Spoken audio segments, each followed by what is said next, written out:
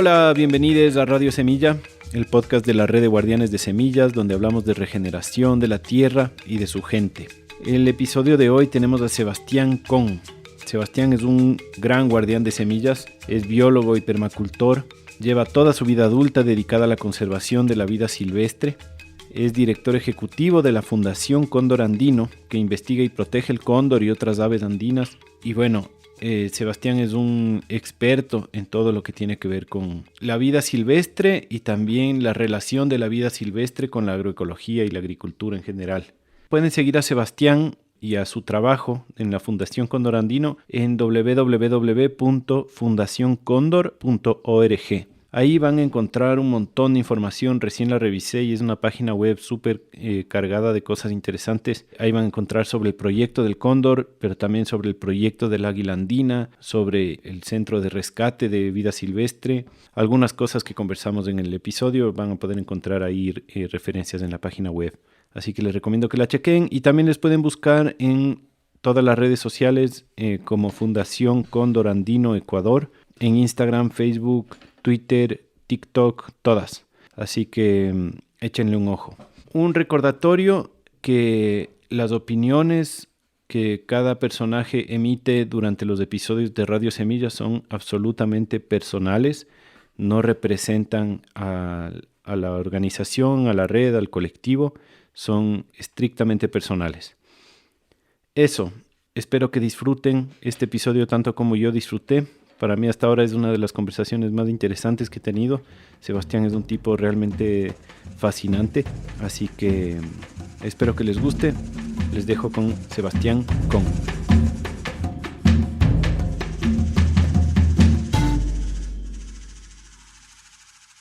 Sebastián Con, bienvenido a Radio Semilla, hermano. Muchas gracias, Feli. Oye, vamos directo al trabajo que tú haces, que a mí me parece fascinante y que estoy seguro que no vamos a alcanzar a hablar de todo lo que quisiéramos. Y me gustaría empezar por el tema de la conservación de la fauna silvestre. ¿Nos puedes dar como un vistazo general de cómo es tu trabajo con la fauna silvestre? ¿En qué consiste? Claro.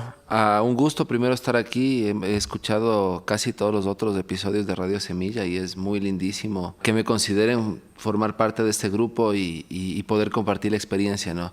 Que tenemos tantos diferentes ángulos y formas de ver la misma problemática y formas de enfrentarnos a la problemática, ¿no? Qué bacán, gracias. Entonces, por mi lado, primero quiero contar, soy Sebastián Con, soy biólogo, pero soy también permacultor. Entonces estoy ahí en ambos mundos, cultivo algo de comida, no me dedico a la permacultura, pero sí en mi casa cultivamos comida para el consumo, tenemos nuestras gallinas, nuestros chivos para leche.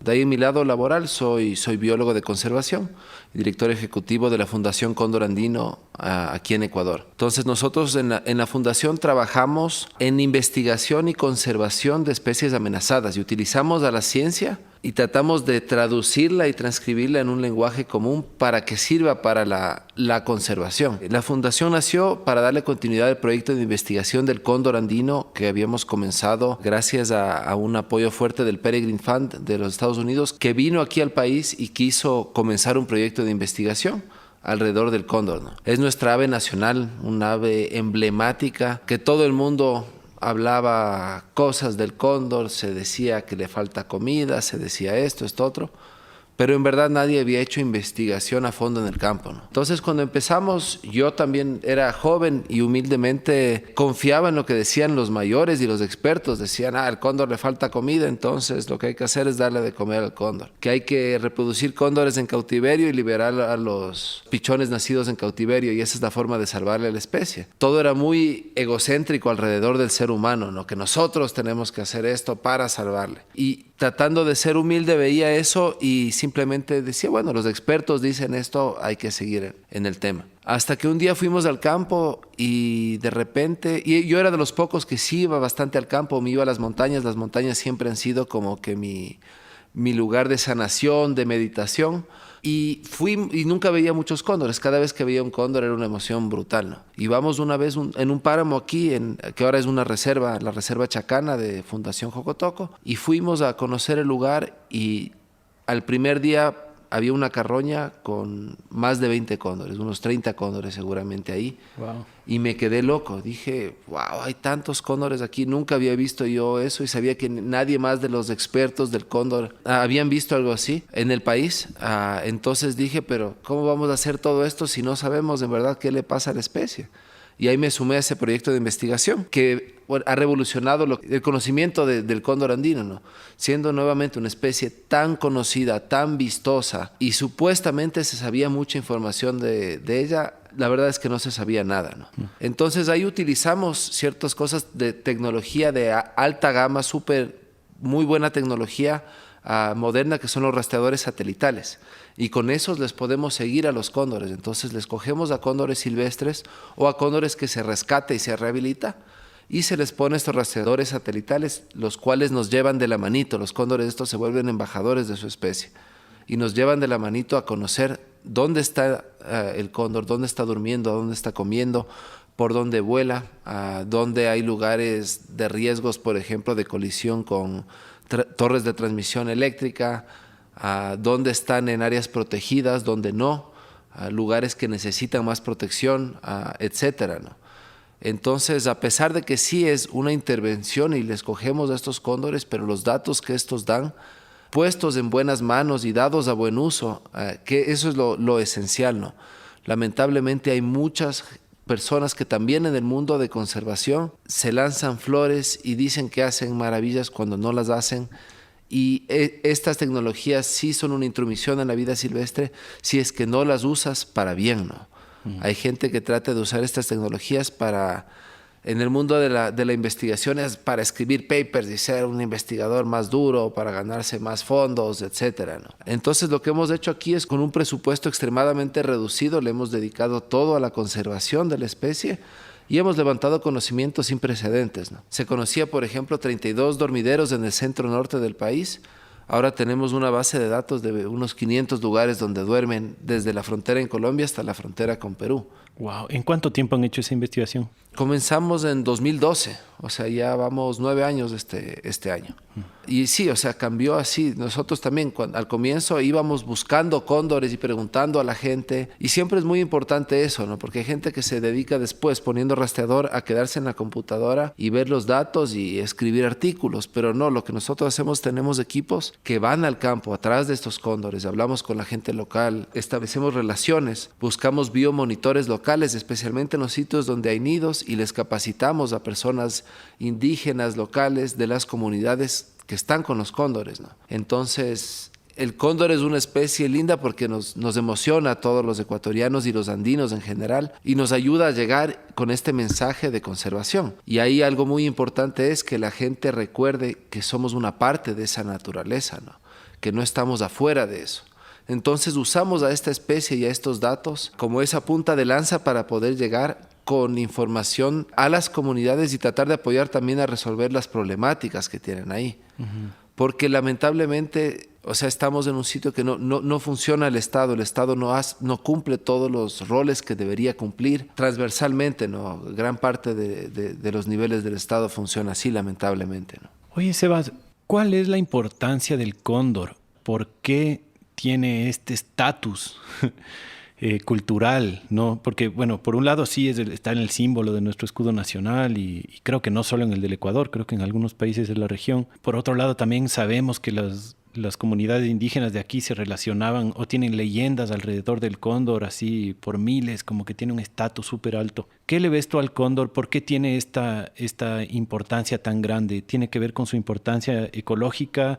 ¿Tiene que ver con algo más relacionado al mundo espiritual? ¿Por qué es un animal tan tremendo, tan adorado?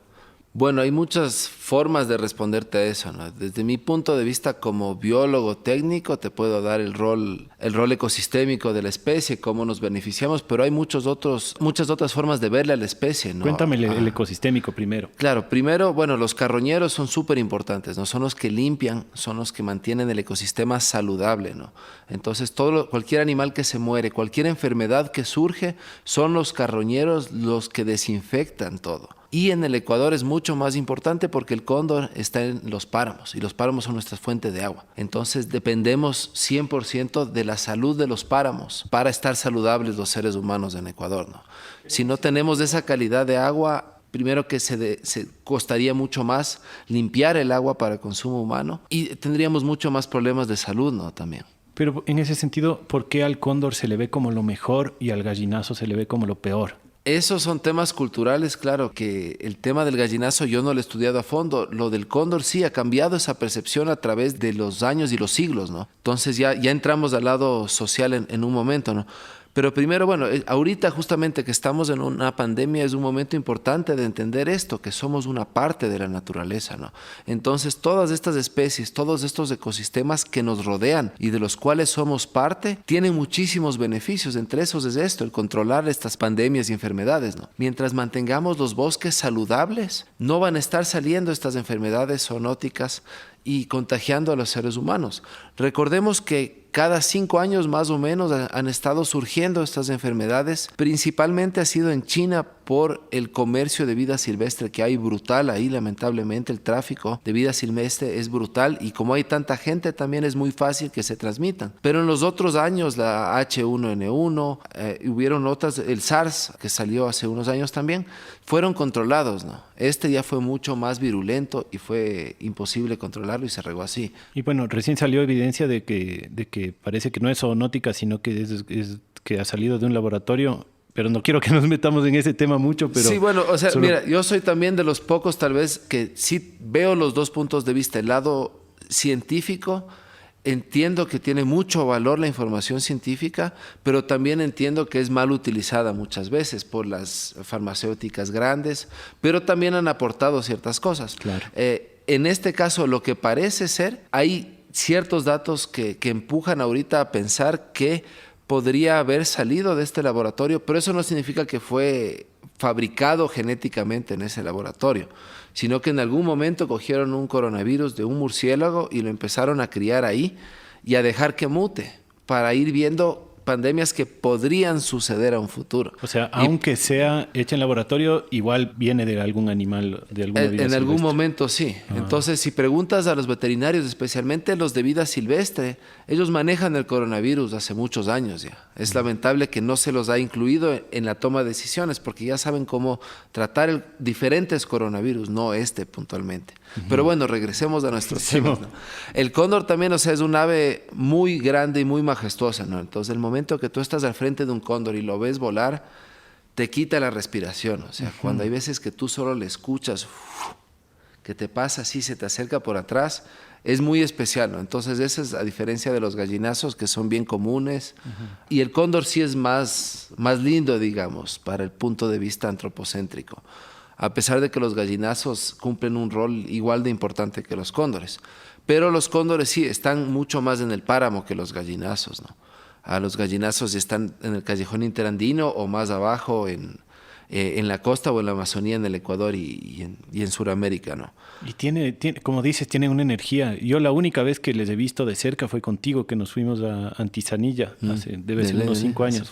Y es increíble verles volar así de cerca, pucha, sientes algo adentro, ¿no? Como que es un animal que tiene una energía poderosísima. Claro, sí, y eso es algo que viendo investigaciones antropológicas y arqueológicas, el cóndor siempre fue considerado como una divinidad y como asociado con el poder. Entonces la palabra en el quechua, en el sur, en Perú, Bolivia, también usan la palabra malcu o mashcu, que también es la palabra para cóndor y la palabra para el inca en algún momento. Entonces es como que la autoridad también está en el cóndor. Claro, hay toda la mitología que viene de los incas que conectaba al reino de la tierra con el reino del cielo, que era un portavoz que llevaba los espíritus. Una mitología bien fuerte alrededor de eso. Que bueno, no sé en la época preincaica en el Ecuador cómo era, ¿no? Tal vez se lo veía diferente al cóndor o no. Lamentablemente fueron buenos para eso los incas de borrar lo que había antes. Cosa que también intentaron los españoles. Cada conquistador no ha hecho lo mismo. Bueno, después entraron los conquistadores españoles, en ese caso, y vieron la importancia que tenía el cóndor. Entonces, como todos los conquistadores en la historia mundial ven algo importante y dicen, no, eso está prohibido, eso es algo malo. y se le dio una muy mala reputación al cóndor. Entonces, por muchos años se lo trataba de cazar, se mandaba órdenes de cazar cóndores. Ahí seguramente escuchamos la iglesia de Guápulo. Sí. Ve. Que ahí seguramente había un templo a la luna abajo de lo que es hoy la iglesia. Ve, justo lo que estamos hablando. Había de estar una forma de un cóndor abajo de esa iglesia. Qué loco. Sí, porque aquí estamos en Guápulo, bueno, en Quito no hemos hablado de eso, que es una comunidad ancestral, ¿no? Quitucara, todavía hay gente Quitucara aquí. Y es un sitio muy lindo porque hay una mezcla de gente de todo el mundo, de todo nivel económico, de toda clase social, de todo color, de todo credo, toda religión. Entonces es muy, muy lindo este espacio, incluida la iglesia, ¿no?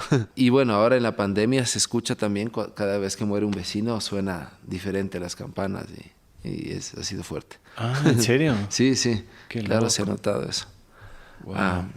Pero bueno, entonces fue considerado una especie, una plaga hasta en algunos lugares. Aquí en el Ecuador tenemos los últimos registros de ese punto de vista, era en la ciudad de Loja, alrededor de 1900, a comienzos de ese siglo, que hasta hubo una orden de matar a todos los cóndores de parte de la alcaldía de Loja, si no me equivoco, porque eran una plaga y afectaban al ganado, ¿no? En Lima hacían lo mismo, les mataban porque los cóndores afectaban a las aves guaneras en unas islas ahí en el mar, que era una de las principales fuentes de ingresos económicos de Perú en esa época, el iguano, ¿no? Entonces, al parecer, los cóndores les afectaban y se mataba cientos de cóndores. Pero eso nos dice dos cosas del rol ecológico del cóndor que no hemos mencionado. La una, que si a los ganaderos no les gusta es porque también se comen ganado vivo, no son solo carroñeros, ¿no es cierto?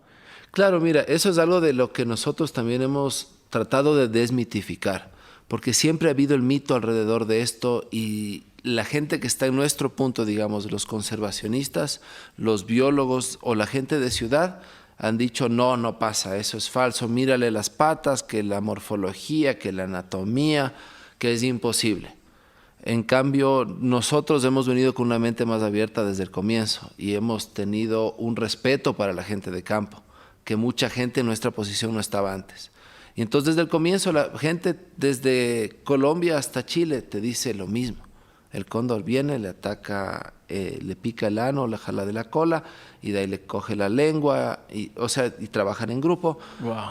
Y lo que hemos visto es que sí, eso sucede. Primero estando con la mente abierta y después no negarlo al rato que sí tenemos pruebas irrefutables. Porque puede ser peligroso aceptarlo en el sentido de que daría pie a que los ganaderos se asusten y maten cóndores o algo así. Claro, mucha gente que trabaja en conservación en otros países, especialmente en Argentina, que hay mucho más trabajo y más historia de trabajo de conservación alrededor del cóndor, me han criticado muy fuertemente por decir estas barbaridades del cóndor. Porque creen que, no, es que si la gente escucha eso, les va a matar más. Yo en cambio digo, si la gente ya lo ha visto, no necesitas decirles si sí o si no. La gente que tal vez le vaya a matar o no, ya saben que el cóndor puede hacer eso. Lo importante es admitirlo. Y cuando nosotros lo hicimos aquí en el Ecuador, y dijimos, sí, muchas veces vamos al campo y la gente todavía no está segura de tener confianza en nosotros y piensa que ya vamos a decirle, no, estás loco, no, lo que viste está mal. Las veces que yo voy y les digo, yo también lo he visto, tenemos las pruebas, yo sé que sí sucede. Muchas veces la gente te abre los ojos y te abre el corazón, digamos, y empieza a hablar contigo ya de tú a tú y mucho más fluidamente, ¿no? Cuando no le estás juzgando, no le estás diciendo, no, es falso lo que tú dices. Y ahí podemos llegar a las soluciones. Y lo que vemos aquí, por lo menos en Ecuador, es que mucho más grave que eso para las comunidades y para el cóndor es que hay demasiados perros ferales, perros domésticos mal cuidados y perros abandonados en los páramos y en las zonas rurales, ¿no? Y también en las ciudades, ¿no? Sí, quiero que hablemos de esto de los perros, que es un tema que le tenía anotado también como algo bien importante, pero también quería mencionar sobre lo otro que dijiste, que los cóndores afectan a las aves guaneras en el Perú. Quiere decir que los cóndores no están solo en el páramo, sino que bajan hasta el nivel del mar. O sea, ¿cuál es el nicho del cóndor? ¿Es así de amplio? Claro, mira, el cóndor está desde la Sierra Nevada de Santa Marta, al norte, en Colombia, viendo el mar Caribe, pero están arriba en los páramos ahí, pero pueden ver el mar abajo, hasta al fin, al sur de Argentina y Chile, Tierra del Fuego, ahí al sur. Entonces tiene una distribución súper larga y puede ocupar diferentes nichos bastante fácilmente, ¿no? Si le damos el chance. Y si la topografía y el clima también le da el chance. Entonces, en el Ecuador no hay registros de cóndores en las playas o en el mar. Hay un par de registros de cóndores llegando hasta Machala o esa zona, pero justo en esa zona tenemos un cañón, la cuenca del río León, que es súper seco. Y los cóndores ahí en el Ecuador bajan a los puntos más bajos registrados, que son unos 1.200 metros o menos también, a alimentarse, ¿no? En el resto del país está desde los 3.000 metros para arriba, más o menos, pero hay ciertos sitios que sí llega así. Ahora, o sea, no les gustan lugares muy tropicales. Sí, no muy húmedos por lo menos. Aunque sí están en ciertos páramos húmedos. En páramos húmedos sí están, pero en sitios tropicales húmedos no tanto. De ahí, desde el norte de Perú, ya llegan hasta las costas y se alimentan principalmente ahí de varamientos de animales, de ballenas, de focas, de lobos marinos, de delfines, ¿no? Eso es algo que pasa actualmente todavía. Claro, eso pasa actualmente todavía. Y bueno, hasta el sur, hasta Chile y Argentina. Es más, hay un estudio de un colega en Argentina que vieron a través de isótopos estables la composición de la comida de los cóndores a través de cierto tiempo, a través de las heces. Y pudieron ver que antes de la declinación de las poblaciones de ballenas del siglo XVIII, XIX me parece que es, disculpen si estoy equivocado, XIX y XX, perdón, los cóndores se alimentaban mucho más de ballenas, porque había mucho más varamientos, mucho más placenta de animales marinos, etc. Y después de eso ya se cambiaron y se fueron más hacia el lado de las pampas y hacia el lado argentino de los Andes, a alimentarse de los guanacos, de las vicuñas, etc. Qué loco ese animal, por Dios. Sí. Entonces, vamos un poco a cuáles son los problemas que tienen los cóndores, ¿no? Y el problema que representan los perros ferales, y no solo ferales, como dices, sino también domésticos, pero no bien cuidados. Y no es solo un problema para el cóndor tampoco, es un problema general para la vida silvestre. Pero ¿por qué para el cóndor es tan problemático los perros? Claro, podemos hablar de las diferentes especies afectadas, que bueno, los perros y gatos ferales son de los principales causantes de extinciones masivas, ¿no? En el mundo, ¿no? Entonces no es solo el cóndor, ¿no? Pero al cóndor puntualmente lo que pasa, más que nada, bueno, por un lado compiten por el alimento con los cóndores. Llegan, ocupan las carroñas, se comen cantidades muy altas de la comida y se quedan ahí alrededor de la carroña por mucho tiempo, sin dejar que bajen los cóndores, los curiquingues, los zorros de páramo y toda la cadena de carroñeros, ¿no? Pero el problema principal es que estos perros van y atacan a los terneros, a los borregos, a los animales domésticos, y por muchos años se les echaba la culpa a los animales silvestres, ya sea el cóndor, el puma, el oso. Pero es muy importante darse cuenta, cada ataque es diferente, hay que ver todos los rasgos y se puede ver qué animal fue el que le mató. Y lo que hemos visto a través de los años es que la mayoría de casos son perros. Son perros ferales o perros domésticos mal cuidados también. Y vas a una comunidad en el campo y te dicen, no, nuestros perros no hacen nada, son los de la otra comunidad. Vas a la otra comunidad y te dicen, no, no son los nuestros, son los otros. Y también si le amanece muerto un animal, tal vez no va a ver necesariamente las huellas y asume que es un puma, depende de dónde estás, ¿no? Asume que es un animal. Casi nunca piensas en culparle al perro, ¿no? En muchos casos sí, en otros ya, como es un problema cada vez más grande, ya lo han visto y la gente ya sabe que son perros. Entonces ponen carroñas envenenadas. Si le encuentran al animal muerto, le ponen diferentes agrotóxicos justamente que son utilizados para controlar plagas, entre comillas, en la agricultura. Y con eso quieren matar a los perros y lamentablemente los más afectados son la cadena de carroñeros, entre esos el cóndor andino. Entonces con uno de esos casos de carroña envenenada, que lleguen los cóndores a comer, lamentablemente pueden morir esos 20 cóndores que comenté que vi hace unos años, que de repente están todos ahí congregados y si todos comen, hay casos de mortalidad masiva, ¿no? En el país, en el año entre 2018 y 2019, creemos que murieron alrededor de 20 cóndores, ¿no? 20 cóndores de los 150 que estimamos que hay en el país. Demasiado. Entonces es demasiado poco, ¿no? Entonces ese es el gran problema, ¿no?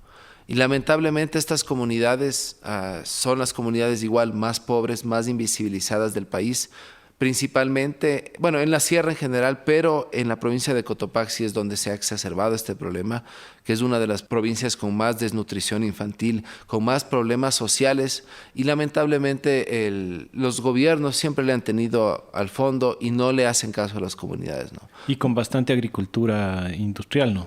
Con bastante agricultura industrial y bastante desigualdad en la provincia. Porque esa agricultura industrial, por un lado, está en las zonas bajas, que es más plano, que es más fácil la agricultura, y después en las zonas altas, en las montañas, en los bordes de toda la olla, que es la provincia de Cotopaxi, es donde están las comunidades indígenas, que tienen pequeños terrenos lejos de los pueblos y comunidades donde dejan al ganado ahí.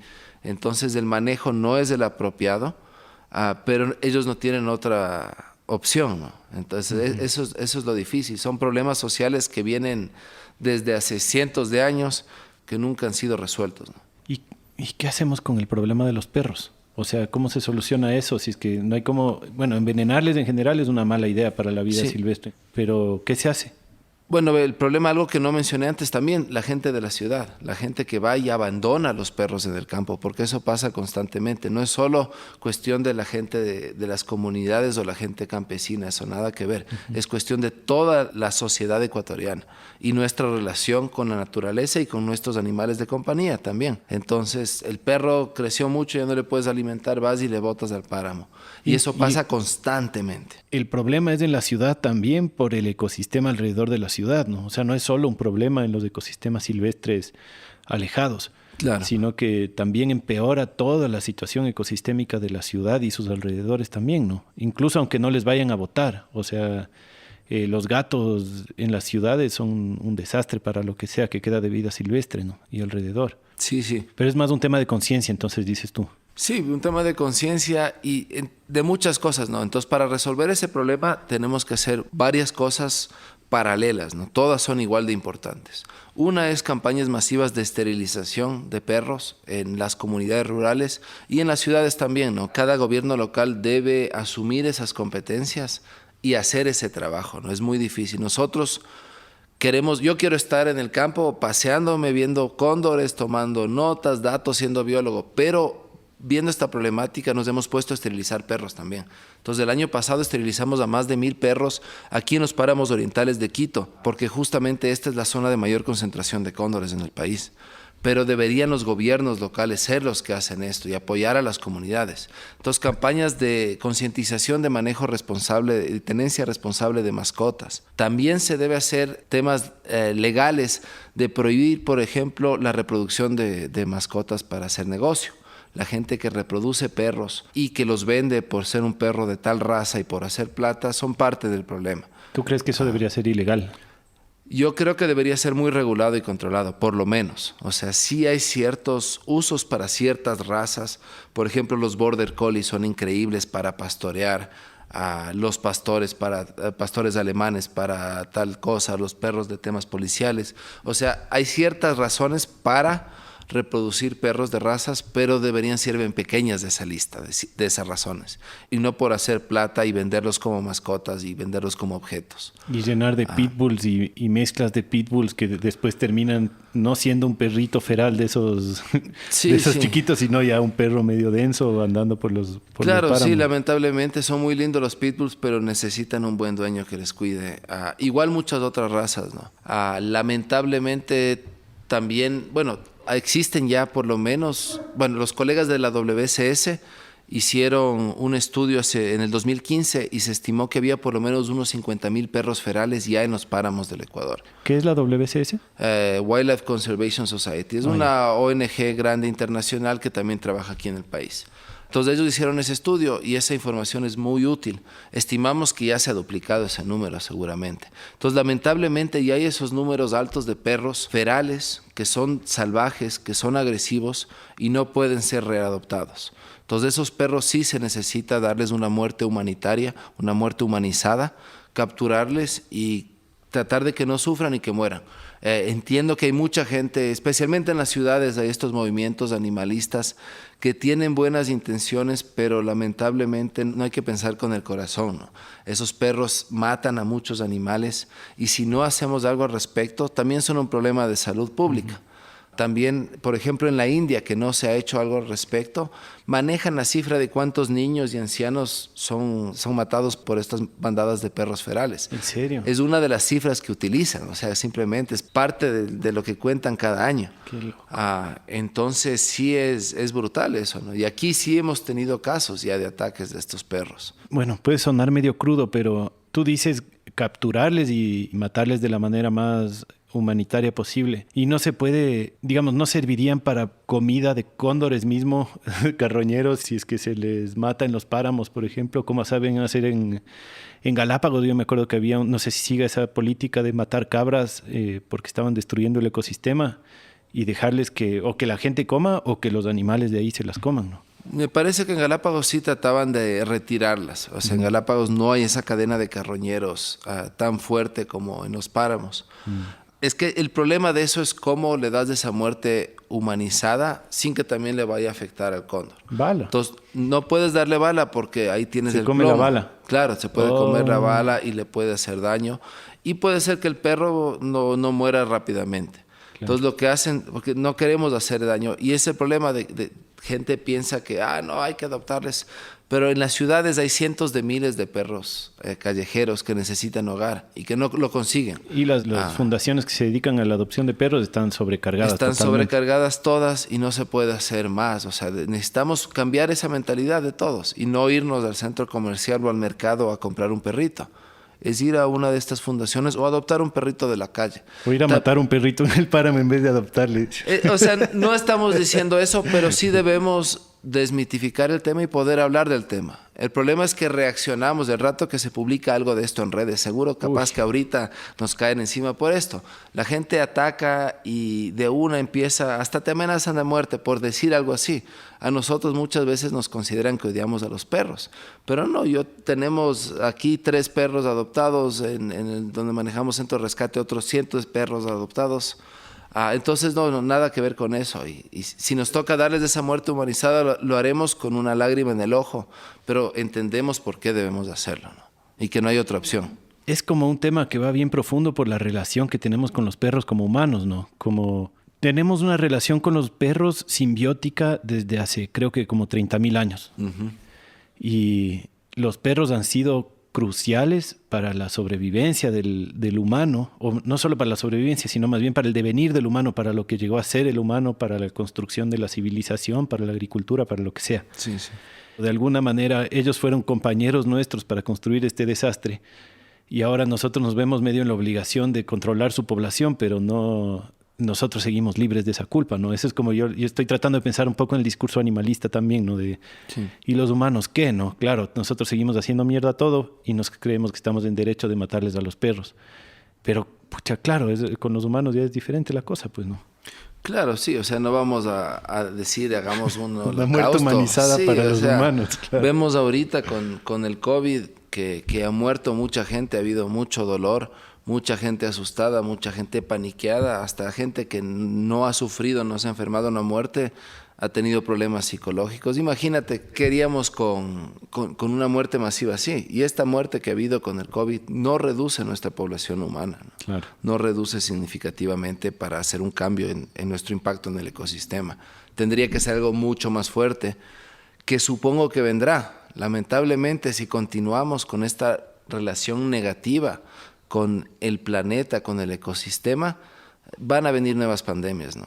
Incluida, si venga de la naturaleza o si venga de un laboratorio, viene de esa mala relación con la naturaleza, ¿no?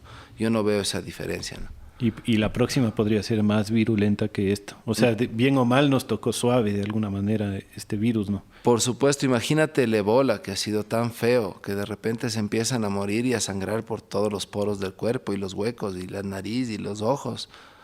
Si fuera más contagiosa. Uh-huh. O sea, claro, sería mucho más feo, más fuerte, ¿no?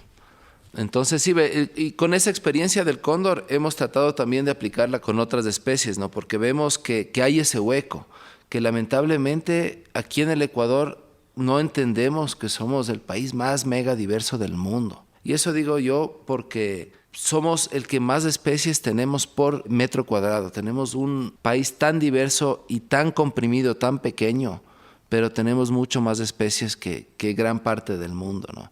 No nos damos cuenta de que eso tenemos y que eso es nuestro oro, eso es nuestro futuro, sea como sea. Debemos recordarnos que somos una parte de eso y volver a tener los pies en la tierra, ¿no? Es muy importante. Entonces sí, hemos tratado de aplicar eso hacia los otros proyectos con los que trabajamos y otras especies también.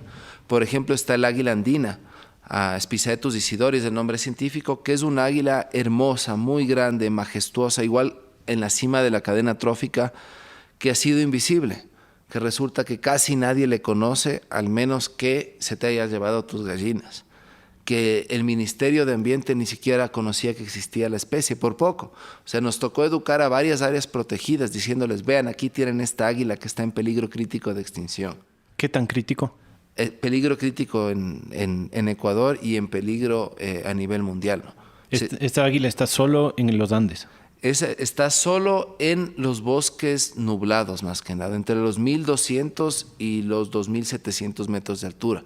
Entonces tiene un rango súper angosto y está más amenazada que el cóndor todavía, y mucho menos, una distribución más pequeña que el cóndor. Entonces hemos tratado de utilizar eso y, por ejemplo, utilizarle al cóndor, ver que es tan llamativo y que la gente, el rato que hablas del cóndor, te escucha y te presta atención, y cuando les presentas lindos videos y ves que sí la gente ve que sí sabes de lo que está hablando, porque hay muchos que van y hablan y mienten, lamentablemente. Nos hemos topado varias veces con otras instituciones que se toman nuestro trabajo y ellos dan una charla antes que nosotros y dicen, nosotros hicimos tal cosa, marcamos el cóndor o encontramos tal nido, y la gente le hace una pregunta y no saben cómo responder.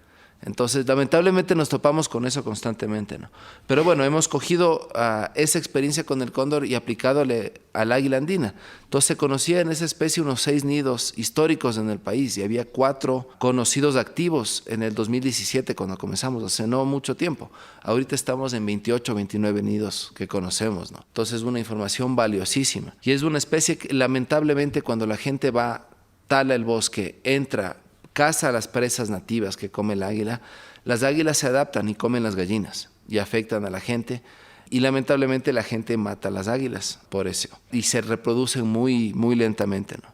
Entonces, lo que hemos visto, algo súper chévere que como que me va cerrando el círculo de mis decisiones en la vida, ¿no? El tema de la permacultura, de la agroecología. Lo que hemos visto, preguntando a la misma gente en el campo, hablando con todo el mundo, sin juzgar, sin tomar mal, sin hacer problemas a la gente, por ejemplo, que nos cuenta que sí, mataron un águila tal año, o te enseñan las garras. Tratando de hablar humildemente con todos ellos, nos cuentan sus secretos y nos cuentan, yo encontré que puedo poner, por ejemplo, un pavo ahí al lado y el pavo le defiende a las gallinas, o un ganso. Y la gente nos empieza a contar las pequeñas soluciones que han encontrado al conflicto. Entonces, el rato que estamos sumando y haciendo la lista, ahí se me conectan las neuronas en el cerebro y veo, la agroecología. Justamente con nuestro colega Tomás Rivas Fonsalida, un colega chileno que vino a apoyarnos en el tema de búsqueda de nidos del águila, vimos esa relación, ¿no?, de la agroecología con la solución al conflicto. Entonces, por un lado está trabajando los agroecólogos empujando y fomentando eso, que en la red de Guardianes Semillas vemos eso y lo que pudimos ver las veces que hemos hablado de este tema es la relación hermosa también que tiene la gente con su ecosistema. Van generando pequeños lugares donde se escondan las gallinas y si se lleva el águila, se lleva una que otra. Por suerte también tengo cuyes y también tengo patos y también tengo gansos y esa diversidad adentro de las fincas nos ayuda a contrarrestar los lados malos de ese conflicto. Por otro lado, hacemos investigación y monitoreamos los nidos y filmamos lo que comen las águilas. Entonces, por ejemplo, vemos un día que el águila trae un chucuri al nido y le filmamos destrozándole al chucuri, que es un mustélido para los que nos escuchan de afuera, ¿no? Una de las presas, un depredador súper grave para las gallinas, para los huevos, para los animales domésticos, que es mucho más difícil de resolver el problema que las águilas. El chucuri es como un tejón. ¿Cuál es el Sí, como nombre? un tejón. Mustela frenata es un mustélido. Entonces la gente ve eso y de repente entiende el rol del águila en controlar las otras especies que pueden volverse plagas. O se comen un loro, que también los loros destrozan el maíz, por ejemplo. Y empiezan a entender esa cadena trófica y ver cómo entramos adentro de eso, ya sea de una forma buena o mala, ¿no? O sea, la agroecología como herramienta para la protección de la vida silvestre, que es el valor que tiene la agroecología para la protección de la vida silvestre sería que la diversidad de cultivos, la diversidad de animales y también la inclusión de plantas silvestres para generar corredores, para generar nichos para muchas diferentes especies, te va a ayudar a incorporar las especies silvestres también con las especies nativas, ¿no es cierto? Es algo así la cosa, como versus el modelo, están las campanas de Guápulo otra vez, versus el modelo de, digamos, agroindustrial, en donde tienes monocultivo, donde no guardas nada de vida silvestre y donde se reproducen plagas porque básicamente muchas pierden su nicho y se quedan los depredadores como única fuente de comida, las gallinitas del agricultor o, como dices, ¿no? El oro teniendo solo el maíz. Pero si tienes maíz y tienes otros 50 especies y si tienes gallinas y tienes otros 10 diferentes animales, eres más resiliente. Claro, por supuesto. Sí, ahí hay uno de los temas muy lindos en la red de hablar de estos temas, en la red de Guardianes Semillas, que tenemos otro guardián, Javier Herrera, que tiene gallinas. Y él justamente está a 1 kilómetro de uno de los nidos de águila andina que conocemos. El águila no le visita a él, el águila andina, le visitan los guarros, las águilas pechinegra. Pero lo que ha hecho Javier es súper chévere.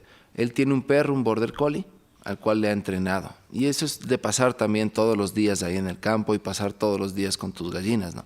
Él tiene gallinas, tiene bastante gallinas agroecológicas y tiene gansos también. Entonces, los gansos son muy buenos en defender su territorio, ¿no? Entonces, el ganso ve un águila y se pone a chillar. Y el Javier le entrenó a su perro para que el rato que el ganso chilla, el perro salga corriendo y también se ponga a ladrar y se ponga a rodear las gallinas. Entonces, con eso ha logrado prácticamente bajar a cero el conflicto con las águilas en su lugar. Es algo un poco complicado tal vez que todos logremos hacer algo así, pero hay muchas formas, ¿no? Lo que veo a fondo es recordarnos de eso, de que somos una parte de la naturaleza, ¿no? Que sigo repitiendo, ¿no? Recordarnos de ese rol, que deberíamos estar ahí y estar en contacto con todo lo que nos rodea, especialmente aquí en el Ecuador, ¿no? Tenemos ciertas especies que solo están en una montaña, que solo están en un pedacito de bosque. Por ejemplo, uno de los proyectos en los que vengo trabajando desde el 2007 es la Reserva Río Manduriacu, en el noroccidente, en la zona baja de Inta, en el río Manduriacu. Eso es Chocó, bosque nublado, ¿no es cierto? Sí, es justo la unión del Chocó con los Andes tropicales. Entonces son dos de las bioregiones más diversas del mundo, que es una maravilla que tenemos aquí en el Ecuador y en Colombia, también ambas regiones, es increíble lo que hay.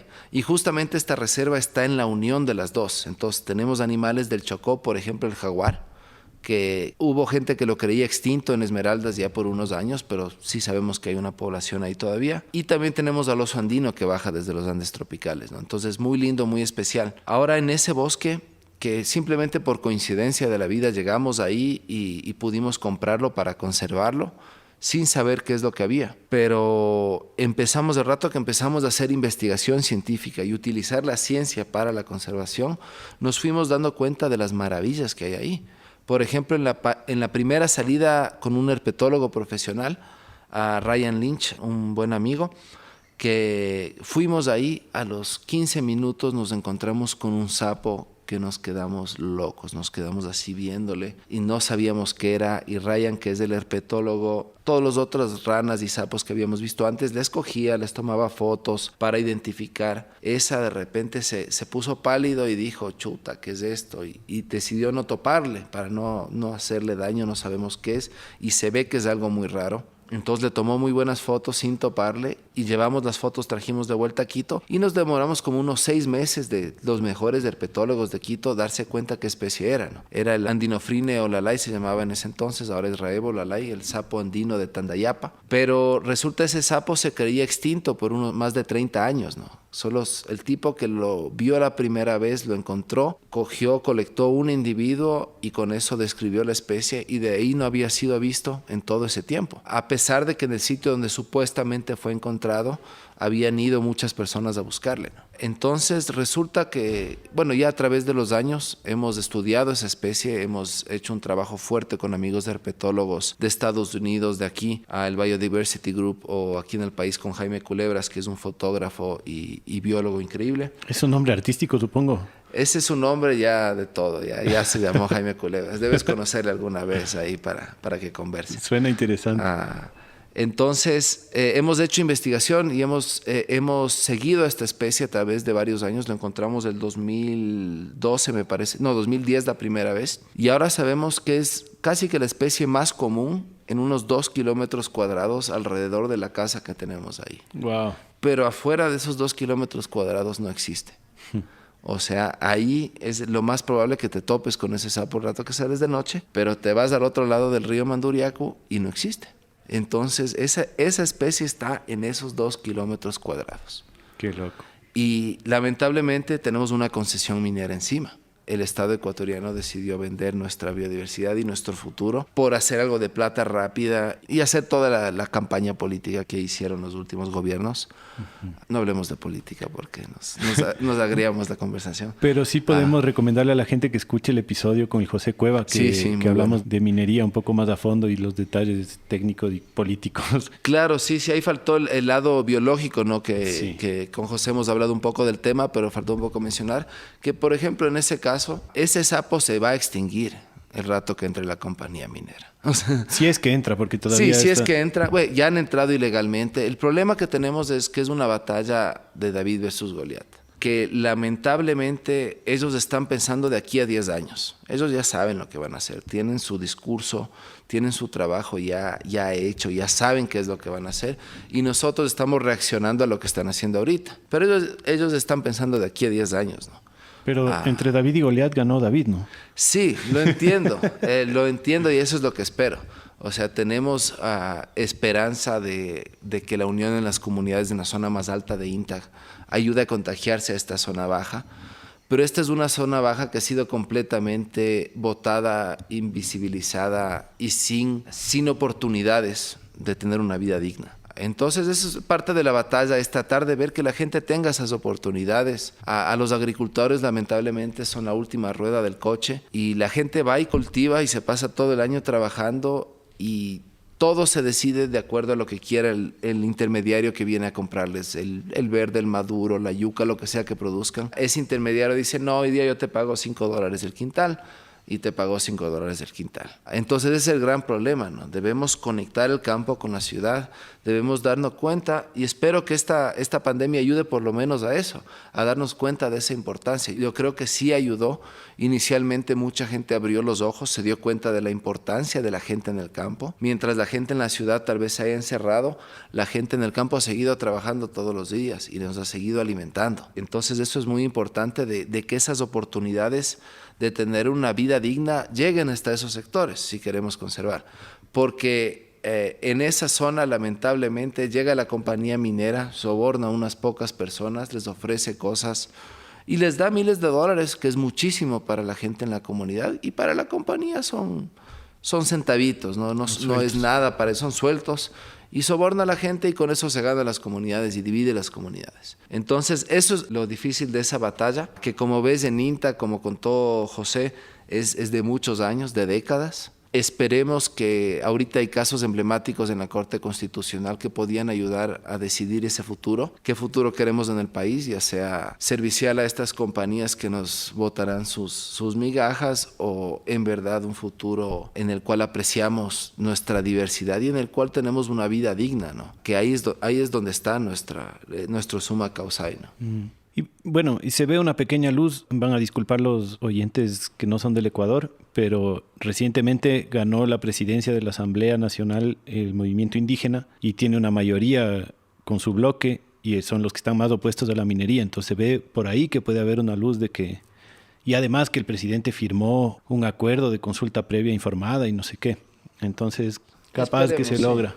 Sí, esperemos, pero estos temas, el problema es que estas compañías prometen miles de millones de dólares, que suena como mucho, y el Estado es tan corrupto y está tan endeudado que los manes o tratan de salvar lo que pueden o tratan de sacar lo que pueden. Si les ayuda a pasar los próximos 4 años, para ellos ya es bastante, ¿no? Para el país es un desastre porque después de 5 años ya se jodió todo, pero para ellos y su agenda política les puede funcionar. Entonces esperemos, ¿no? Como dices, hay una lideresa indígena amazónica fuerte a la cabeza de la Asamblea Nacional y hay un gobierno, el ejecutivo de derecha, que que la verdad parece mucho más racional que los gobiernos supuestos de izquierda que hemos tenido antes, ¿no?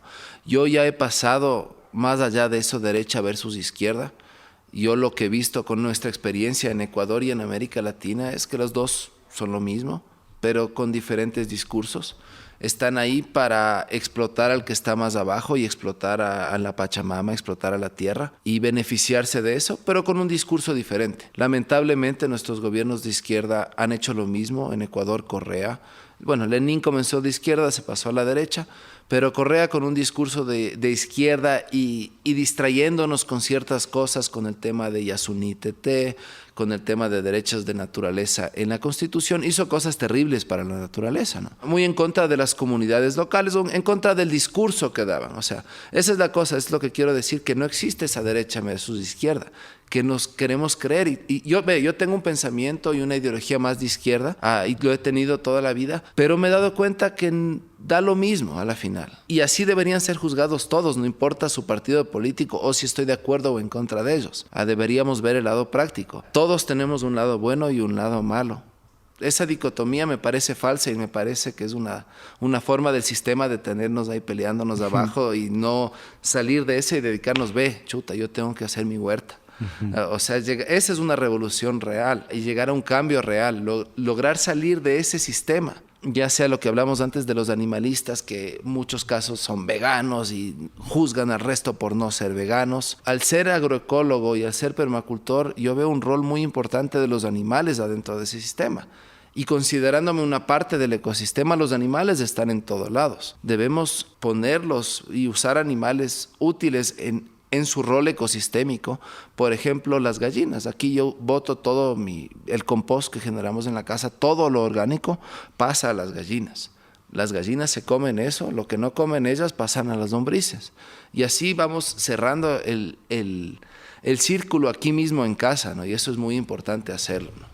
En algún lado había escrito que decía, no somos ni de derecha ni de izquierda, somos de la tierra. Exacto, sí. Ajá. Entonces justamente es eso. Entonces el mundo está muy polarizado y estamos propensos a odiarnos de una. Eso es lo que veo con tema de redes sociales, del tema del internet. Estamos tan conectados que de uno estás en desacuerdo con alguien, ándate al infierno, ¿por qué no te suicidas? O sea, de una es así en redes sociales. Yo, en verdad, del último año, por salud mental, he reducido el consumo de redes sociales.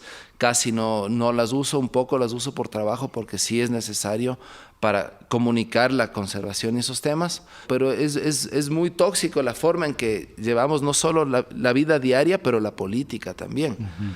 Y la lucha es de día a día en las calles, en nuestra forma de vivir, y tratar de dejar un mejor lugar, ¿no? Aquí, ¿no? Bien. Pero usted mismo me decía que no hablemos de política. Sí, nos embalamos en eso, perdón. Te quiero, además que quiero preguntarte algunas otras cosas. Una es también sobre tu proyecto en Cotopaxi, que tienen este centro de rescate, y no solo el centro de rescate, sino esta experiencia súper interesante que muchas comunidades están queriendo hacer y que ustedes lo han hecho, que es reemplazar un bosque de pino, en su caso, pero en todo el país hay problemas con el eucalipto y con el pino, y regenerar un bosque nativo. Cuéntanos de Cotopaxi un poco del tema del rescate de la vida silvestre y del tema de los bosques nativos. Claro, sí, en Cotopaxi, bueno, ahí mis padres, cuando yo tenía unos 2 años, compraron un terreno, una hacienda antigua, solía ser de los jesuitas. Bueno, se compró una parte de lo que era la hacienda, que debe tener su historia bien fuerte ahí atrás también, pero se compró el predio y justamente ahí comenzó una gran parte de esa pasión mía por la naturaleza, por la conservación, por la agricultura, por el campo y un respeto muy fuerte hacia las comunidades campesinas, ¿no? Ahí desde que tenía 2 años había los chagras que subían al páramo a ver el ganado y bueno, ahora siendo padre de familia no sé cómo hacían eso mis padres, pero me mandaban de niño con un chagra, el don Agustín, que subía por ahí, y me iba yo solito con él al páramo a caballo. Otras épocas. Sí, otras épocas por completo. Y el señor ahí me enseñó, esta flor se come y se pruebas del néctar, que estas frutas, y esa relación bien chévere con la naturaleza que tenía ese chagra, a pesar de que, claro, los chagras tienen, el tema ganadero es también bien fuerte, ¿no? Pero entonces tus papás también ya tenían una conciencia ecológica, digamos, tú fuiste criado así, tus papás ya tenían una onda de conservación y de respeto también por la biodiversidad. Sí, mira, mi familia Bueno, por los dos lados de mi familia, el lado de mi papá y el lado de mi mamá, tenemos un contacto con el campo. El lado de mi mamá, mi abuelo era ganadero, era agricultor, mi bisabuelo también. Por el lado de mi papá, mis abuelos vinieron como refugiados en la Segunda Guerra Mundial, escapando de los nazis, y llegaron al Ecuador y vieron un mundo completamente diferente y un mundo nuevo y se maravillaron en ese mundo, ¿no? Hicieron su vida aquí, generaron una empresa, dieron empleo a mucha gente y constantemente, algo que cuenta mi papá, iban mucho al campo, al Cotopaxi, se subía toda la familia, a 10 niños en el balde de la camioneta y se iban a pasar el día en el Cotopaxi. Entonces desde ahí viene mucho eso, ¿no? Mi abuela Hilda adoraba las orquídeas y tenía su jardín ahí en su balcón, en su departamento, increíble de flores, de plantas. Entonces de ahí viene eso, ¿no? Y de ir también al Cotopaxi mucho y pasar ahí todo ese tiempo. Ahora, bueno, ahí en ese espacio generamos desde el año 2002 un centro de rescate de fauna, que yo todavía estaba en el colegio por graduarme, y vino una fundación a pedir apoyo justo por la empresa donde trabajaba mi papá, a querer ver unas jaulas y tal vez un espacio para hacer un sitio para rehabilitar un cóndor. Justamente ahí tenemos un sitio donde llegan cóndores silvestres, donde pasan volando. Entonces se hizo un espacio y al ver a esos biólogos que llegaron de esa fundación a trabajar y esa entrega a esos cóndores, me dijo, ve, la biología por ahí es donde tenemos que ir. Y ahí, bueno, comenzó también el Centro de Rescate y Litío, que viene funcionando hasta ahora, ¿no? Ahora es una parte de la Fundación Cóndor Andino. Entonces ahí tenemos un centro de rescate para rehabilitar y ojalá liberar a animales andinos más que nada del páramo y de los bosques andinos, entre esos cóndores, osos de anteojos, pumas, varias especies de rapaces, venados. Y bueno, esa es una parte del trabajo de conservación, pero yo no considero eso lo más importante. Ahora hacemos un trabajo técnico, tratar de ser bien, pero ese es como ir poniendo curitas en una herida grande, ¿no? Y estos animales que hacemos un esfuerzo muy grande para rehabilitar y liberar.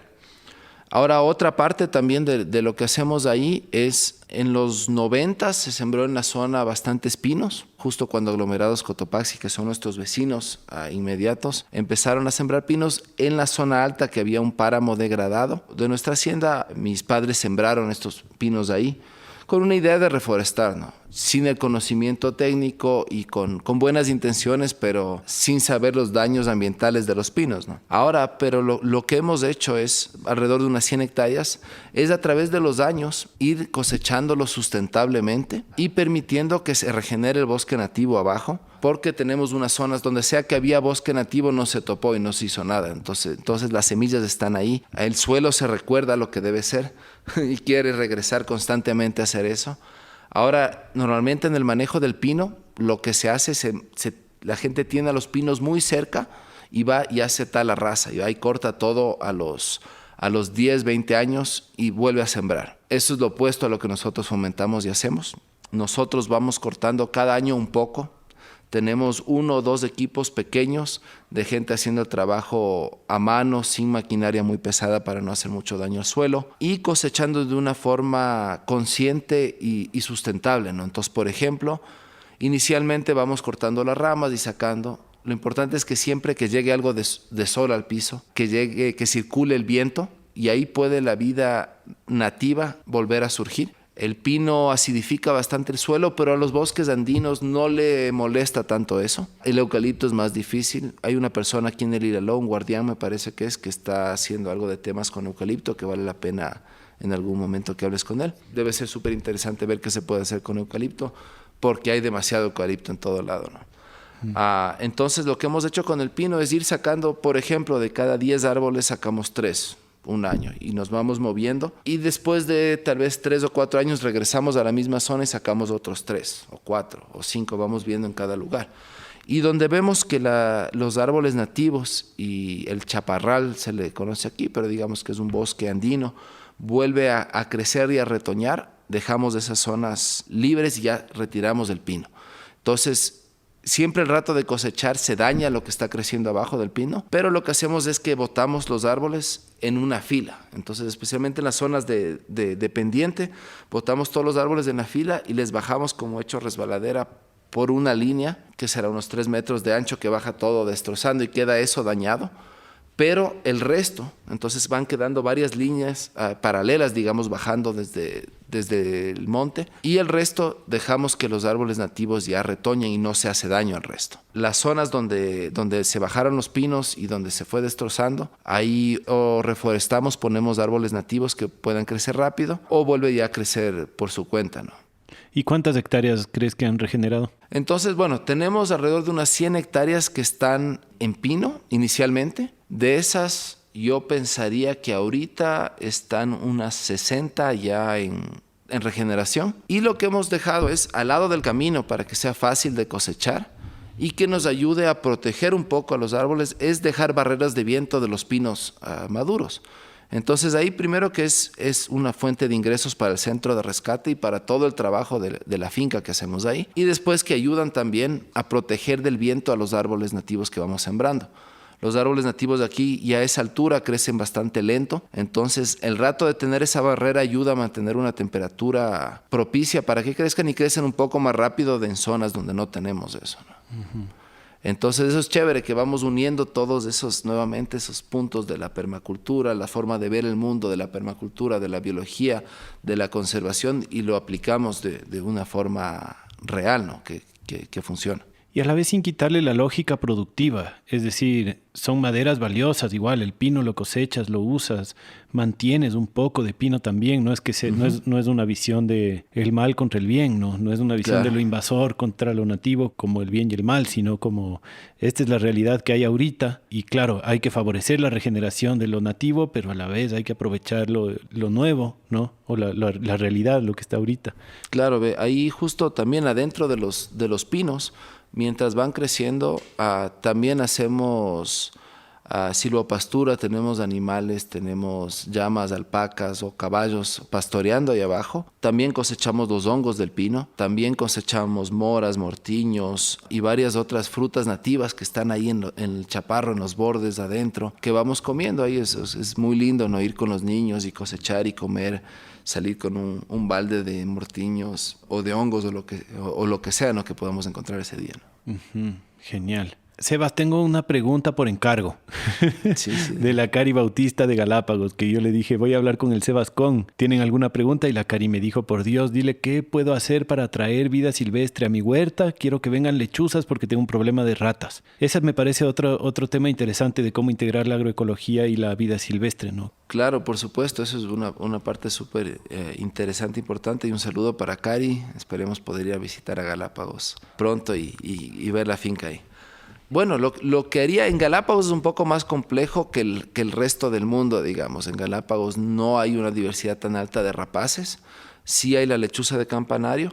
Entonces lo que haría es ver si es que hay lechuza cerca, tratar de ver dónde están las lechuzas, porque si es que sí tenemos lechuza cerca, podríamos hacer una caja nido, donde podrían llegar las lechuzas y anidar ahí y sacar pichones ahí, ¿no? En otros lugares no se puede utilizar las rapaces para estos temas de conservación y, por ejemplo, si consigues lechuzas pequeñitas, pichones, de una forma legal y ética, ¿no? Por supuesto, tampoco es que vas a ir y robarle de un nido silvestre. Se puede hacer hacking, se llama en la biología, que traes esos pichones y les traes a una caja que haces y los tratas de criar ahí semisilvestres y eventualmente se irán, pero se mantienen ahí en la zona, ¿no? Ya conocen y tienen su hogar. En Galápagos un poco difícil eso, o sea, los temas claro. de la biodiversidad ahí, es un sitio tan único y tan especial que es un poco complejo ese tema, pero sí sería algo así, ¿no? Hacer unas cajas para las lechuzas, tratar de ver si están ahí. Tenemos que ver ahí este tema, quiero dar un ejemplo. Aquí en Ecuador tuvimos el caso de los caracoles africanos que llegaron y diezmaron a los cultivos de arroz. Me imagino que ya hablaron un poco del cervio o ya han de hablar de los patos. Queremos de hablar, pero todavía no. Yeah. Uh-huh. Pero también había otro agricultor y campesino en la zona que vio justamente un día que había quedado un palo ahí. En los cultivos de arroz aquí en la costa no suele haber nada, ni un árbol, ni nada donde puede pararse una rapaz. Ahí había un poste y el agricultor se dio cuenta que ahí llegaba el gavilán pico de garfio, o gavilán caracolero, que comen caracoles justamente. Y se dio cuenta que el rato que tenía el gavilán donde pararse, iba a pasar más tiempo ahí. Entonces empezó a poner perchas en todo el campo de arroz y empezaron a venir cada vez más y más gavilanes y a utilizar esas perchas. Entonces los gavilanes veían los caracoles, bajaban, se los comían, se los llevaban ahí arriba, le sacan del caparazón, lo botan al caparazón y se lo comen, y así le controlaban la población de caracoles africanos sin utilizar químicos que igual no sirven. Te estás envenenando tú, la tierra y al ecosistema, y no se resuelve el problema. Pero esto era una forma de mantener la población controlada. Entonces este señor super pilas vio y dijo, ve, esto está pasando, aquí hay una oportunidad. Y empezó a poner unas canastas, un sistema de canastas abajo de estas perchas, y ahí empiezan a caer todos los caparazones, y puedes colectar los caparazones de los caracoles y de ahí utilizarlos para temas de compost. Los puedes moler y tener el calcio para suplementos alimenticios a las gallinas, entre muchas otras cosas, ¿no? ¡Wow! ¡Qué genio! Es eso súper importante, poder observar la naturaleza y tratar de ver qué es lo que te funciona, pero ir viéndole la situación. Me surgieron un par de preguntas de lo que decías. Una, dijiste... bueno, se aplica para la pregunta de la Cari, pero creo que en general, ¿no? Como mientras hablabas de que encontraron nidos del águila, nidos del cóndor, ahora dices ver si es que encuentras los nidos de la lechuza. ¿Cómo encuentras un nido de esos? O sea, ¿necesitas ser un experto en aves, o un ciudadano común, si es que aprende a observar un poquito, puede aprender a encontrar nidos de lechuzas o de águilas? Bueno, cualquiera podemos convertirnos en un experto de aves si nos motivamos y nos ponemos a averiguar e interesarnos en el tema, ¿no? Muchos casos son encuentros fortuitos, que gente que lo vio, gente común, y nos avisa. Pero la gran mayoría, por ejemplo, con el águila hemos hecho una búsqueda sistemática en las zonas que sabemos que debe estar ahí el águila, y tenemos las técnicas adecuadas, sabemos dónde posicionarnos, a qué hora del día tal vez más probable que estén volando, y ahí ir llegando. Justamente es eso, la observación, el poder de observación. Entonces yo voy a un punto que yo sé, ve, ahí hay un bosque ahí arriba, ahí posiblemente hay un águila, entonces encuentro un punto de observación desde abajo hacia arriba y me siento ahí todo el día. Y a veces la gente te ve así, como que, ¿qué haces ahí sentado todo el día? Qué vago este man, que no hace nada. Pero tú estás observando. A cada segundo del día estás observando el cielo. Y el rato que les ves tienes que seguirles y ver hasta dónde llegan. Y ahí ya vas afinando los ojos, ¿no? Igual se requiere tiempo. Sí, se requiere tiempo, dedicación al tema, o también suerte, ¿no? Hay veces que fuiste caminando y te chilla y regresas a ver y ahí está el nido, ¿no? Con cóndores es un poco diferente, pero es similar también, ¿no? Igual ya tenemos la tecnología satelital que nos ayuda un poco a apuntar hacia dónde debemos ir a buscar, y nos ha ayudado a encontrar algunos nidos, pero bueno, es de estar en el campo constantemente y observar. La otra cosa que dijiste que me quedé pensando fue conseguir unos pichones de lechuza ética y legalmente. ¿Cómo se consigue un pichón de lechuza? Nunca en mi vida he escuchado de eso. Sí, es que bueno, aquí en el Ecuador recién está empezando el tema, pero en otros países, en Europa, en Norteamérica, en Perú también hay más centros de reproducción de aves rapaces, donde uno puede legalmente, consiguiendo permisos o haciendo trámites burocráticos, eventualmente comprar un animal o hablar con la gente ahí para que te apoyen esos temas de control de fauna. Aquí en el país recién está comenzando y lamentablemente hay mucha gente metida en eso, que el tema ético es muy flaco. Ahí les interesa más el tema de la plata y figurar, etcétera, ¿no? Pero por ahí hay de ir también lo de entrenamiento de águilas y toda esta nota. Sí, también, que es muy vistoso, muy lindo. Es muy útil la cetrería para técnicas de rehabilitación, por ejemplo, o de manejo de rapaces. Pero también, claro, viene mucho más de esa... También hay gente que no aprecia la historia de la cetrería, del pasado, de ese contacto del ser humano con la naturaleza, y ahora ya es otra forma más de dominar a la naturaleza, ¿no? Uh-huh. Entonces, históricamente en Medio Oriente, en el centro de Asia y en muchos otros lugares se ha entrenado a rapaces como una de las formas para apoyar a alimentar a la familia, ¿no? De ir y cazar animales y de alimentarse. O sea, desde hace miles de años, ¿no? Entonces hay una cultura muy fuerte ahí. Lamentablemente ha llegado gente al país a enseñar eso sin escrúpulos, y ahí tienes muchas técnicas de cómo capturar una rapaz, por ejemplo, silvestre, que si no tienes la ética de lado, se flaquea mucho y se hace cosas que no estamos de acuerdo muchos, ¿no? De todos estos temas de que es trabajar con los animales, trabajar con la naturaleza. Por ejemplo, en la agroecología tienes, en la agricultura, las abejas, que hay mucha gente que va y no les trabaja bien, las abejas se cabrean, no producen bien, tienen que ponerle azúcar. Pero si tú vas y te pegas una respiración profunda antes de llegar, llegas calmado, llegas a donde las abejas y las abejas te responden de igual forma. Si una época muy corta tuve abejas, no me fue muy bien, pero eso es algo que aprendí de ellas y que he aprendido de los caballos, por ejemplo, de muchos otros animales que sienten nuestras energías. Si tú te subes a un caballo y estás muy nervioso, el caballo se da cuenta y se va a aprovechar de eso. Y depende de cada caballo, o te va a botar a propósito o se va a poner también nervioso. Con las abejas es igual. Si tú llegas cabreado donde las abejas, ellas de una se ponen cabreadas y se molestan y te pueden picar o se estresan bastante.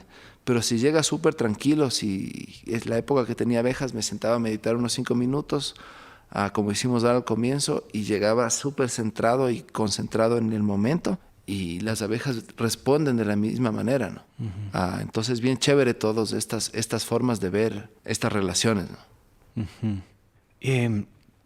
Hay un tema más que yo quiero topar que siento que integra de alguna manera todo lo que hemos venido hablando, que tiene que ver con esto que tú has mencionado varias veces, ¿no? De la integración del ser humano en la naturaleza, o sea, de cambiar este paradigma del ser humano por encima de todos y más el ser humano como parte del todo. Y digo que se integra con todo lo que hemos hablado porque también creo que tiene que ver con el paradigma de conservación que estamos manejando, ¿no? Como que los humanos, ya sean urbanos o del campo, estamos bien separados de los espacios naturales nativos, ¿no? Y los conservamos, o sea, tenemos estos parques nacionales donde están los bosques primarios y decimos como que eso no se topa, ¿no? Los bosques primarios no se topan, las áreas de conservación no se topan y de alguna manera los humanos nos quedamos como ajenos a esa naturaleza, ¿no? Como que construimos nuestro propio ecosistema de humanos y mantenemos el ecosistema natural aparte, ¿no? Como que somos... digamos, la actividad humana, me refiero al paradigma de conservación que considera al humano como el dañino, el malo, uh-huh, para el ecosistema, que es cierto, o sea, el ser humano ha dañado los ecosistemas, pero a la vez genera una especie de separación, ¿no? De división de los humanos en la ciudad. Acá tenemos todo el derecho de hacer mierda todo lo que queremos, aquí sí podemos contaminar el agua, aquí sí podemos poner químicos, aquí sí podemos, qué sé yo, usar gasolina en lo que nos dé la gana, y en el parque no. En el parque, en cambio, es pristino, eso es la naturaleza, no somos nosotros no debemos entrar ahí. Y yo, si bien considero que claro que es mejor que tengamos parques nacionales y que se conserven los bosques primarios antes de abrir todo para que vayamos a explotar de la peor manera, también creo que eso nos aleja del paradigma de ser parte del ecosistema. Y bueno, primero quiero preguntarte si tú compartes esta visión y después, ¿cómo es trazar un camino hacia esta integración, hacia la conservación para nuestra propia conservación y no hacia la conservación como islas de naturaleza mientras nosotros destruimos todo lo demás? Sí, claro, o sea, es bien interesante este tema y es muy diverso de cómo pienso yo que debería aproximarse a eso, ¿no? Por un lado es bueno que haya los parques nacionales, las reservas ecológicas, que haya ese candado y que el Estado, ni siquiera el Correa, haya dicho aquí vamos a poner una concesión minera. Por lo menos tenemos ese candado que permitió preservar esos lugares. Ahora el problema de ese paradigma es que, claro, esperamos que lo que sea que esté 1 metro afuera ya no me importa y que quede destrozado.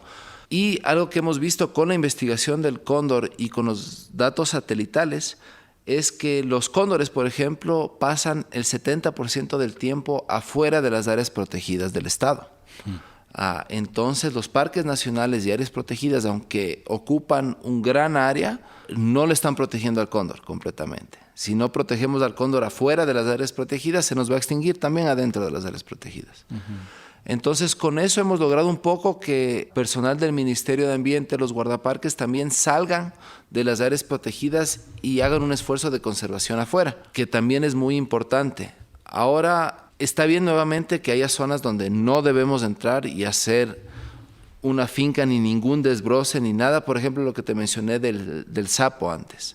Ese sapo está en 2 kilómetros cuadrados. Si yo decido que quiero cultivar café ahí y dices, bueno, voy a talar 2 kilómetros cuadrados, no es nada en comparación del resto del bosque que estoy protegiendo, y solo ese pedacito voy a hacer café, esa especie igual se extingue, aunque no sea la empresa minera que entra y marcha todo el bosque. Entonces sí es importante tener esas zonas de que no se topa, de que no se caza, de que no se pesca, de que no se entra a talar, para que también haya en las otras zonas más presas, más cacería, más pesca. Que yo no estoy en contra de que por completo no haya cacería, como mucha gente en la conservación sí está. Yo creo que somos parte de la naturaleza. Y bueno, las comunidades tienen derecho de cazar las comunidades indígenas por subsistencia en el país, pero no estoy en contra de que hubiera un tipo de control de que haya una cacería responsable. Pero claro, vivimos en un estado fallido y no se cumple ni una ley ni de usar los cinturones de seguridad, peor se va a cumplir leyes de cacería. Entonces no es una opción real, pero no, filosóficamente por lo menos no estoy en contra de eso, ¿no? Entonces, muy importante es retomar ese paradigma de que que somos todos una parte de esa naturaleza y que ese mosaico de conservación y de un ambiente antropocéntrico se disperse a lo largo del callejón interandino, por ejemplo, que haya corredores de conectividad. Uno de los primeros podcasts que habló el Javi del tema de los ecosistemas antropogénicos es muy interesante porque eso es, a través de la permacultura, la agroecología, se puede hacer eso, bosques comestibles, donde podemos vivir nosotros y vivir la fauna de una forma mucho más amigable, ¿no? Pero eso empieza desde la mente y también desde el bolsillo de las personas, porque no podemos negar las realidades de los campesinos, por ejemplo, que necesitan alimentarles a sus hijos, necesitan educarles. Ahorita hasta tienen que pagar internet, imagínate, para que se puedan educar y aprendan a leer los hijos. Entonces eso es, ¿no? Tratar de fomentar ese diseño permacultural, ¿no? Que en algún momento también se debería hablar de esa diferencia de permacultura y agroecología y por qué usamos los dos términos y de ver qué es cada una, ¿no? Porque es muy, muy valioso lo que aportan ambas cosas, la agroecología desde lo ancestral, porque aquí en Sudamérica por lo menos la gente viene viviendo por miles de años en una forma amigable con el ambiente y con poblaciones altas de seres humanos, como se mencionó en ese episodio de Radio Semilla, cuando Orellana, entre comillas, descubrió el Amazonas, él describió una civilización en el medio del Amazonas gigantesca, que resulta que era una ciudad más grande de lo que era cualquier ciudad europea en ese entonces, pero se diezmó por el tema de enfermedades. Y ahora se sabe, ¿no?, que gran parte de la Amazonía tiene esa influencia de los seres humanos, que hemos ido moviendo las semillas de un lado a otro y haciendo un bosque comestible. Entonces eso es lo súper interesante, ¿no? También hay otro artículo científico que estudió el polen en muestras de suelo en todo el cantón Quijos, aquí en la zona de Baeza, hacia el oriente de la ciudad de Quito, ya en la provincia de Napo, y se vio que previo a la colonización española, todo ese valle era un gran cultivo de maíz, había muchísimo polen de maíz, había muchísima gente, los Quijos, era una civilización bastante grande, y después de la colonización se diezmó. Y hoy en día tú vas a la zona y encuentras un bosque increíble y uno piensa, wow, esta naturaleza aquí no ha sido topado jamás, pero no, eso era todo cultivos hace 500 años. Y después de eso la gente se fue de ahí y retoñó la naturaleza de una forma brutal, ¿no? Uh-huh. Yo veo también que esta separación, digamos, si no nos integramos los seres humanos a la naturaleza real, digamos, no solo en las ciudades y alrededores, siento que también el ser humano silvestre se pone en peligro de extinción. O sea, por suerte aquí sí tenemos indígenas que viven en sus territorios y que hacen uso de sus territorios y que son parte, ¿no? Pero de alguna manera todos los que no son esos grupos como que no tienen la entrada ni el derecho, ni siquiera la posibilidad de explorar cómo sería relacionarse con la naturaleza realmente, ¿cacha? ¿Cómo sería si es que tú en verdad necesitas comer en un bosque, en el bosque que te rodea o que podría haber alrededor de los espacios que habitamos, ¿no? ¿Cómo si es que el ser humano no sabe cazar, si es que el ser humano no sabe crear bosques antropogénicos, va a sobrevivir? O sea, si es que solo van a haber unas pocas islas con 4 territorios indígenas y el resto vivir en un desierto de contaminación, de alguna manera nos extinguimos. Pero claro, como dices, una cosa es la filosofía y otra cosa es la realidad. Y la realidad que tenemos es un estado fallido en donde una regulación sobre un tema tan complejo se le ve, y no creo que se aplique solo al Ecuador, me imagino que es una cosa bastante generalizada. Pero si es que hubiera un primer paso como sociedad civil, ¿tú qué dirías? ¿Cuál sería el primer paso para comenzar a caminar hacia estos ecosistemas antropogénicos, hacia este ser parte de la naturaleza? O sea, de alguna forma empoderar a toda la sociedad y a todo el Estado también de lo que debemos hacer para poder llegar a eso. Pero bueno, es algo tan grande que, por ejemplo, el tema de conservación del cóndor, cada vez que decimos, hay tal problema, los perros ferales le afectan al cóndor, dicen, bueno, Ministerio de Ambiente se encarga. Pero no, ahí debería estar Ministerio de Salud, porque también los perros ferales atacan a las personas o pueden generar una nueva brote de rabia en el país, que en teoría se lo ha frenado bastante. Debe estar involucrado el Ministerio de Agricultura, porque están los agricultores que están siendo afectados. O sea, todo eso transversal de la sociedad, debemos hacer ese despertar y no decir, solo es Ministerio de Ambiente o solo los ecologistas o los agricultores. Todo compartimentalizado. Exacto, esos compartimentos ya no son factibles ni viables, ¿no? Pero lo que se debería hacer como primer gran paso es fomentar la agroecología y el diseño permacultural en todas nuestras comunidades, a todo nivel en el país, ¿no? Eso es en las ciudades, fomentar los huertos urbanos, fomentar el tema de tenencia responsable de mascotas, fomentar el tema de que se reduzcan estos intermediarios en toda la cadena alimenticia y que la gente urbana esté mucho más en contacto con el campo y con el campesino que le cultiva su comida, ¿no? Fomentar a que haya esas cadenas de intercambio, eso pero a un nivel global, ¿no? En todo el país, si estamos enfocándonos aquí, pero debería ser en todo lado eso, ¿no? Entonces, si es que en cada finca, en cada patio, en cada casa, por ejemplo, dejamos un espacito para especies nativas que atraigan a más aves, o dejamos frutas, o buscamos cómo ser más diversos a todo nivel, ¿no? Si estás en un departamento y tienes un balcón, bueno, pon macetas con plantas nativas, etcétera, ¿no? Entonces eso tenemos que ver que a la final nos beneficia a todos. Eventualmente también nos beneficia económicamente, ¿no? Si tienes una finca diversa y pierdes una gallina o 10 gallinas, como mencionamos antes, tienes tantas otras fuentes de proteína para llenar ese hueco, ¿no? Si es que estamos solo con gallinas, tienes la finca, la casa y potreros alrededor y hay las gallinas regadas y esperamos que sobrevivan ahí las gallinas bien, no nos va a ir bien y va a acabar la gente entrando en conflicto, disparando a las águilas, por ejemplo, a las especies nativas y afectando ese ecosistema. Conocí un campesino en Intag, en la comunidad de Puranquí, que me mencionaba, justamente él vio ese rol ecosistémico de las rapaces y él vio que en su finca, que no mató a rapaces, él podía sembrar alberja, me parece que es lo que me mencionaba, y le crecía. Cambio, un vecino unos kilómetros más allá cortó los árboles y mató a todas las rapaces que llegaban porque decía, me afectan las gallinas. Sembró las arvejas y no le creció ni una porque llegaron los mirlos como locos, a comer, y se comieron todas las semillas o los brotes que él sembró. El otro que sí tiene rapaces que le controlan a los mirlos y les mantiene atentos por lo menos, no sufrió eso, ¿no?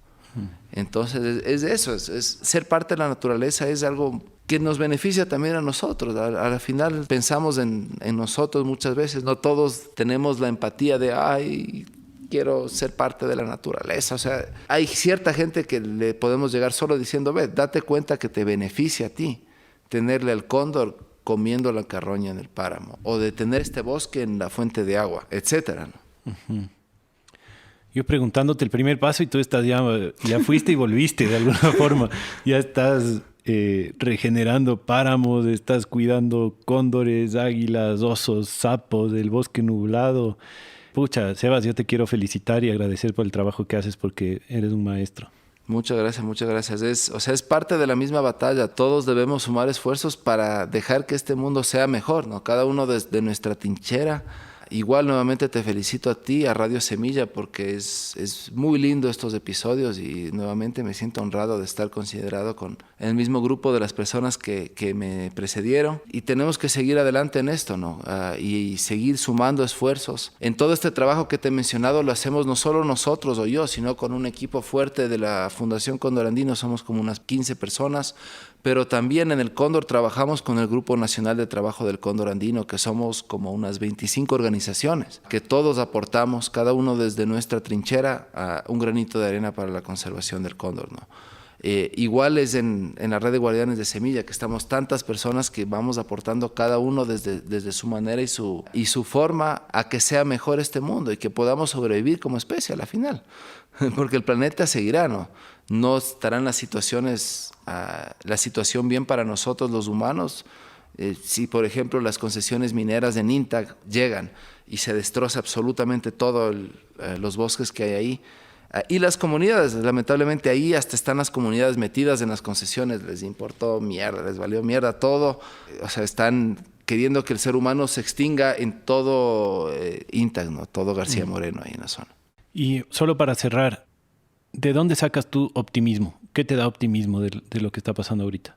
Chuta, la verdad es una batalla muy fuerte, ¿no? Para los que estamos en conservación es muy importante darle una fuerza y prioridad a nuestra salud mental, porque estamos constantemente viendo cómo todo se va a la mierda y cómo el ser humano sigue, en general, sigue en el mismo camino, ¿no? Lo que me da optimismo es, por ejemplo, escuchar Radio Semilla, es ver el trabajo de tantas y tantas personas que se siguen sumando para hacerle un mundo más positivo. Eso es lo que me deja con un poco de optimismo. Y de ahí verles a mis hijos, ¿no? Que vienen una generación mucho más despertada que cualquier anterior. Vienen ya desde el comienzo. También veo, cada vez más les criamos con esa conciencia de conservación y se dan cuenta ellos, y los mismos niños están cambiando a los padres en los hogares, tratando de hacerles ver de esa importancia, ¿no? Entonces lo que me da un poco de optimismo, aunque es difícil por la situación y los conflictos tan grandes que tenemos ahora, ¿no? Por ejemplo, en este año por lo menos 4 águilas andinas han muerto en la provincia de Napo solamente, ¿no? Por estos conflictos. Entonces es bastante duro, ¿no? Entonces eso es una batalla constante de mantenerse motivado y seguir, pero no hay otra opción.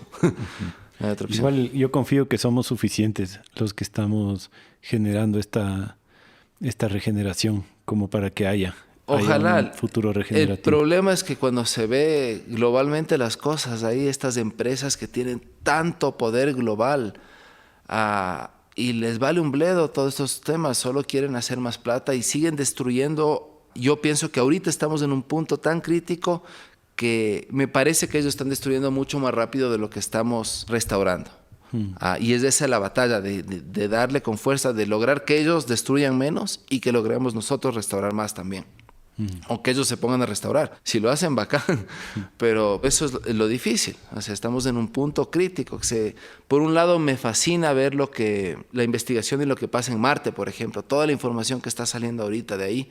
Pero por otro lado, es tanta plata y tantos combustibles fósiles, de tantos gases de efecto invernadero que se emiten en todos esos procesos y tantas minas que se crean para ese aparato que está en Marte, que no sé si vale la pena. O sea, por un lado es muy fascinante y ver lo que se encuentra. Ahora se sabe que hay hielo, que hay agua, que hay hongos y potencialmente hongos. O sea, todavía hay una controversia de eso, pero sí, justamente al parecer hay hongos en Marte. Entonces es muy interesante y sí me parece importante. Pero a la final, bueno, ese no es el gran problema. El problema es las compañías que venden armamentos, los mismos gobiernos que están agarrados de las manos de esas compañías. A nivel global, ¿no? El gobierno de China, de Rusia, de Estados Unidos, de la Unión Europea en general, todos están en el mismo plano. Pero verás que estoy tratando de cerrar con optimismo el episodio. O sea. Disculpa, pero sí, o sea, es importante eso. O sea, es una batalla de cada uno lograr mantenernos optimistas. Y es importante hacerlo, porque sí, cada uno desde nuestra trinchera tenemos que hacer lo posible. Lo que trato de hacer es no juzgarle al resto porque no está despierto todavía, digámoslo así, despierto, o no se da cuenta.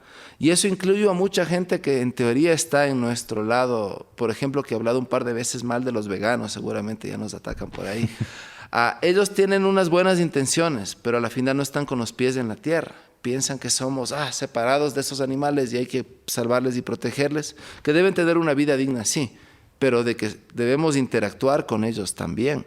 O sea, si nadie va a comer chancho, entonces no va a haber chanchos.